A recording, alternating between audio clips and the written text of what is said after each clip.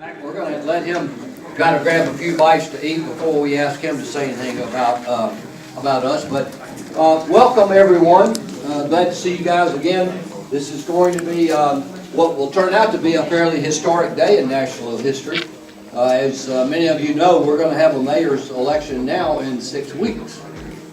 So between now and May 1, there's going to be a lot of activity thanks to the Supreme Court's decision today. So be that as it may, we obviously will continue with our body of work here, which we started 4 years ago.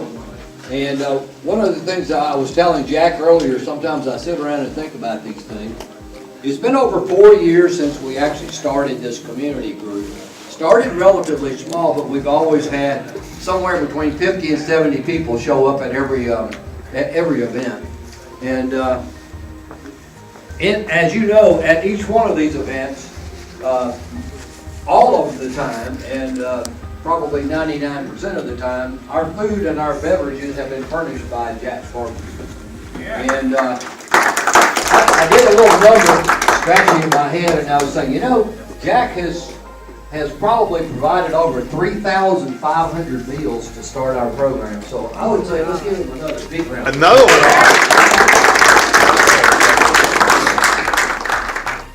If you notice up here at the front, you'll see a black shirt and a black cap. If you get a little closer, you'll see that those guys actually from Tri Creative have provided us with a sample of what they do from the standpoint of creative embroidery and clothing materials. And it says NNXE, which is Nashville North by Northeast. That's our logo. So thank you guys for being here. Thank you for doing that. And if you have some interest talking to these guys, obviously.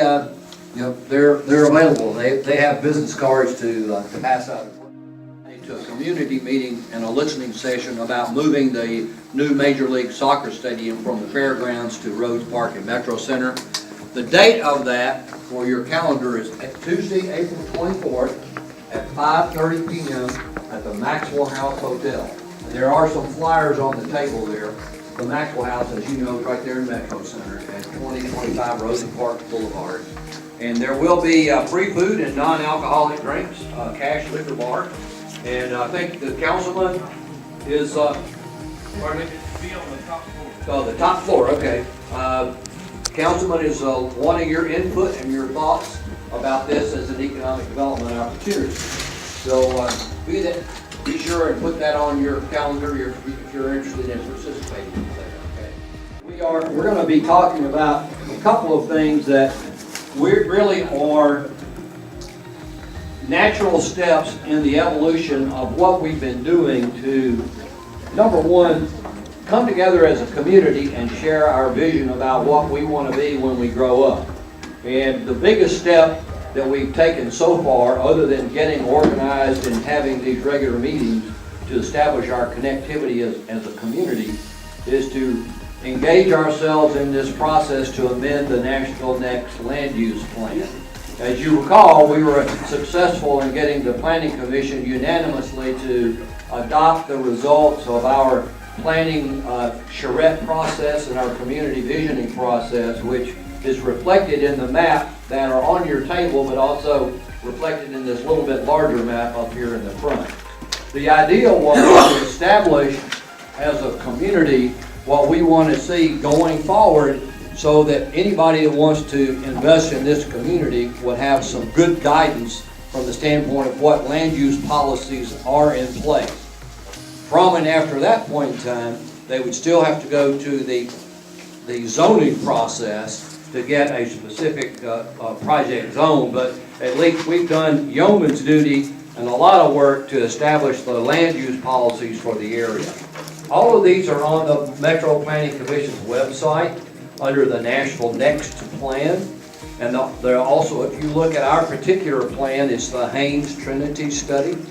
So feel free to go on that website and look at the definitions that match the colors on the map. That's going to be the important thing, especially if you own property or if you're thinking about developing property or just have an interest in what's going on in your neighborhood. You will see that, generally speaking, the darker colors will be the more urban and intensive uses, and the lighter colors will be the more residential and agricultural and preservation types of uses. The green, as you might expect, would be conservation type uses, such as parks, wetlands, flood-prone areas, walking trails, public parks. So, as we have now gotten this adopted, the next thing we want to do is to make sure we have more tools in our arsenal, as Jack likes to say, to attract more investment in the community. And one of the things that has been very effective in the city of Nashville is the creation of redevelopment districts. Most of you have heard about redevelopment districts, but over the period of years, most of the redevelopment districts have occurred and been established around the downtown areas. And the reason for that really was twofold. One, from a federal standpoint and also from a state standpoint, legislation was passed to help remove blighted areas and help improve blighted areas. And they created these redevelopment districts to provide super incentives for people that own property there, that invest in property there, that build there, in order to make it more attractive than, let's say, investing in a non-blighted area. So to encourage development, they came up with various tax incentives, payment in lieu of tax programs, tax increment financing packages, all of which are rolled into a particular project that sits within a redevelopment district. We do not currently enjoy that kind of designation. The closest one to us would be downtown or Bordeaux out there by the county hospital road out that area. And there's one, that's right, there's one on the Dickerson Pike too, Skyline.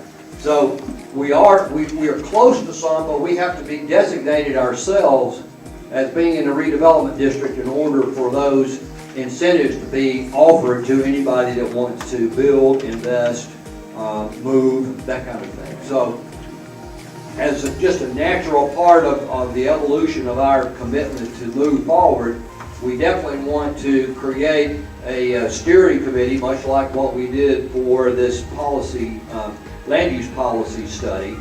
And we'll be recognizing some people that have been working with us on the redevelopment process, because we have to basically do some groundwork with MDHA, because they're one of the administrators of the program, but we also have to get a general framework so that we can present that to our councilman, who will be helping us through the process, not only with MDHA but also with Metro Council. So we are just letting you know that a committee will be formed forthwith, and we'll start to work on the boundaries of either one or two or more redevelopment districts, because we have to make sure that we qualify to remove certain blighted conditions within our area of influence on the redevelopment district.